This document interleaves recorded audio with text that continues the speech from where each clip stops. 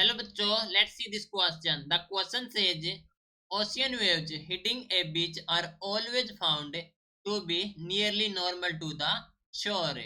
Question में कहा गया है कि जो ओशियन वेव है hitting a beach they always found to be nearly normal to the shore होंगी. तो इस क्वेश्चन के लिए हमारा की कॉन्सेप्ट यूज हो रहा है, that is the ocean wave. Ocean wave. तो बेसिकली हमारे पास जो ओशन वेव होती हैं ये होती हैं ट्रांसवर्स एंड लॉन्गिट्यूडनल नेचर की. Okay, so transverse and longitudinal. Okay, तो ये होती है ट्रांसवर्स एंड लॉन्गिट्यूडनल नेचर. ठीक है, तो देखो जो ओशन वेव है हिट करेंगे बीच को वो ऑलवेज होगा नियरली नॉर्मल टू द शोर. ठीक है, तो मान लीजिए हमारे पास है शोर एंड यहाँ से जो ओशन वेव स्टार्ट हुई सो ये एक ऐसे एक कंसंट्रिक सर्कल की फॉर्म में बनेंगी. ओके, तो हम कह सकते हैं कि जो ओशन वेव हैं ओशन वेव ओके वे ट्रेवलिंग करेंगे इन कंसंट्रिक सर्कल से. ट्रेवलिंग इन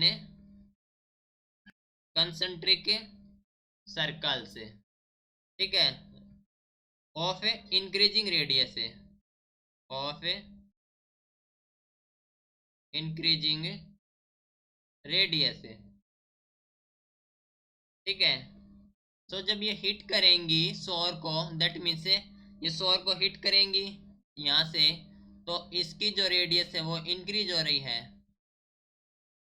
राइट, तो हम कह सकते हैं कि व्हेन दे हिट द सोर, when they hit the shore. ठीक है, तो there radius of curvature is so large, there radius of curvature is so large. ठीक है, तो क्या होगा दैट दे कैन, हम कह सकते हैं कि they can be treated as plane wave, can be treated as plane wave. Okay, plane wave.